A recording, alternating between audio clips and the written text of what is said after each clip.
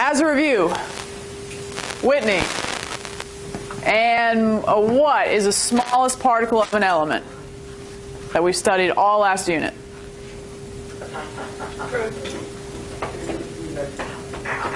Okay, proton is a small particle, but the smallest particle of an element, a little bigger than that. What do you think? Atom. An atom. All right, and then a molecule is the smallest particle of a, or it starts with a C. Compound, there you go. All right. So we studied all last unit atomic structure. That was unit 3. Now we are studying bonding and how these might join with other, why they might do that. So now we're going to be talking about compounds and molecules. All right, so we've seen pictures like this before. If I give you a picture like this and I ask a picture represent an element or a compound, Luke, you would say what? A compound.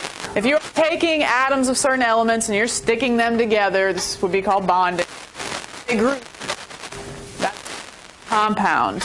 And in this whole picture, Brett, how many atoms would you say are represented here? Good, 9. Remember the one in the middle. So each little set's got 3 atoms in it, and then there's 3 sets. So good, 9 atoms. How many molecules would we say are in this picture? Less than 9. 3. The groups are molecules. So this molecule of calcium chloride, CaCl2, is a molecule there in that picture. Noah, how many elements are represented in this compound? Or in this picture? 2. Anyone know the names of them? So we got calcium and chlorine represented here. Together making a molecule. Separately, these would each be an atom, but together we have a molecule. Hopefully that seemed familiar to us. Next. Most atoms will react with something because most atoms are unstable alone, and we talked about that last unit when we talked about ions. And what was our whole magic number of electrons? 8. Good. Atoms love to have electrons in sets of 8. If they have them in sets of 8, then they're stable, except for the smaller ones, where 2 is okay there. But we love to have full valence shells, little sets of 8. What, Justin, is the only family on the periodic table, the only column that is stable? 18. So in this unit, we will really not be talking about anything in column 18 because they're not going to bond. They're already stable. They are. Everything else is not perfectly stable. Some are more stable than others, but they're all considered unstable. All right. If we're going to write out formulas and molecules, we use the formula for writing the symbol, but we also use subscripts, which you know from like an H2O example. It simply tells you how many of that atom are in the molecule. But does the 2 mean 2 H's or 2 O's? Yeah, it's a thing before it. So it actually means 2 H's, I'm sorry. And in science, we don't often write the number 1. So that would just be 1 oxygen. So if no subscripts are written, there's only 1 of each atom. So salt, NaCl, 1 Na, 1 Cl. All right, got it. Moving along. All right, so the octet sounds, what is oct? 8. Good. Octagon, octopus. 8. Stable atoms have 8 valence electrons. That's our rule. It's the magic number. And it's all about valence electrons, this unit. I don't care about the electrons in an atom. I care about just the outside. Because we mentioned that earlier, if you're walking around the hall and it's crowded, and you're going to bump into other people, it's your outside that's going to touch. It's not your liver that's going to bump into somebody. then you need to go to the hospital.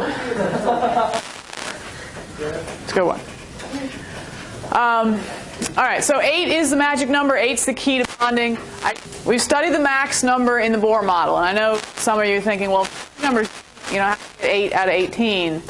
Well, there are little subsets of 8 as well. Like 18 might have a subset of 8, 8, and 2. So trust me with the magic number 8. You'll learn a little more about that in chemistry when you do electron configurations. All right, fill in that.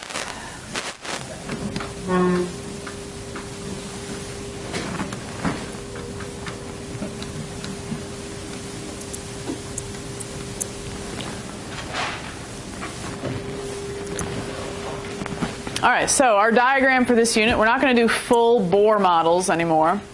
We're actually going to be much simpler diagrams, and they're called Lewis dot diagrams. And we're only drawing the valence electrons, because we said the valence electrons are the ones that matter in bonding. They can be shared, and that's what we're going to talk about second. So we're going to talk about transferred first. That would be ionic bonding. Something gains or loses electrons. The sharing idea, that's called covalent bonding. We'll talk about that later, but we're sticking with ionic bonding first. We know how to get valence electrons. Just take the ones digit of the column number like we were doing a second ago. That work for the transition metals, so we're going to skip that for the time being. All right. Draw your dot diagrams, which are representing valence electrons. You imagine there is a box around your symbol. So we're not going to draw like a full nucleus or anything. We're just going to write the symbol. You imagine there's a box around it, and then you can put a dot in any of these locations. So top, bottom, or the sides. But do pretend like they're going around a box. So if you did like lithium and then 2 dots out like that, horizontally, that's not right. That drives me nuts. Do it like this. So, how many valence electrons does lithium even have? Uno? You sure? Derek, what do you think? Lithium, Li on the left. Good. It's just got 1 dot. So you got 4 possible correct answers. You can put it on the left, the right, the top, the bottom. But just 1 dot. That is a dot diagram. To show you to imagine there's a box. So like for oxygen, we'll see a little more. All right, Wesley. Carbon, C. How many valence electrons? 4. It's in column 14. 4 valence electrons. So I need 4 dots. But there are a couple wrong ways of doing it. That's wrong. Good. You have to have 1 on each side before you pair it up. Place around the 4 sides before you pair them up. So 1, 2, 3, 4. That is the only right answer for carbon. All right, and then last but not least, Bryson. How many valence electrons does oxygen have? Oh, 6. So I need 6 dots. So put 1 on each side first. 1, 2, 3, 4. And now you can kind of start pairing them up. 5, 6.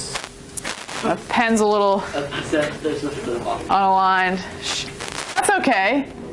You could have also done maybe pair them up at the top. But still 1 on each side. That's okay too. You could have done the pairs bottom and right. That's okay also. So there's a lot of right answers for oxygen, but it's simply to have 6 dots, and you have to have 1 on each side before you pair them up. All right, oxidation number. You've been doing this all along for all of the ion worksheets where I asked is. You could have a picture, or you can figure it out from the periodic table. The oxidation number indicates the charge that oxygen will have, or any atom will have, when it becomes an ion. So you're sort of telling somebody what it wants to do. And do you remember if negative went with gaining electrons or losing electrons? Good. It's the one where it's kind of backwards. If it was negative charge, it actually gained. All right, so if I want to figure out the oxidation number, like in there, that was -2. And notice also it's written as a superscript, like Superman flies through the air, that one's up top, okay, as opposed to a script written down below. All right, so I want to figure out how the oxidation number of oxygen. Bryson told me that oxygen's got 6 valence electrons. All right, got that. Next, I got to figure out what it's going to do. Is it happy with 6? It's only going to be that answer. We're 8 already. Is it 8? No. So it's not happy. Do you think it's going to, it's got 2 choices. Lose all 6, the underneath ring would be full and stable, or gain how many? 2 to get to 8. So it's going to lose or gain 2. What do you think? Always a smaller number. So is it going to lose those 6 or gain 2 more? It's definitely going to gain 2. And we remember that if it's gaining 2 electrons, electrons are negative, it would have a negative charge as an ion. So you were able to figure that out without me drawing a picture at all for you. And kind of just figure this out from the pattern of the periodic table. So anything in column 1 has 1 valence electron. So anything in column 1 is going to want to lose 1.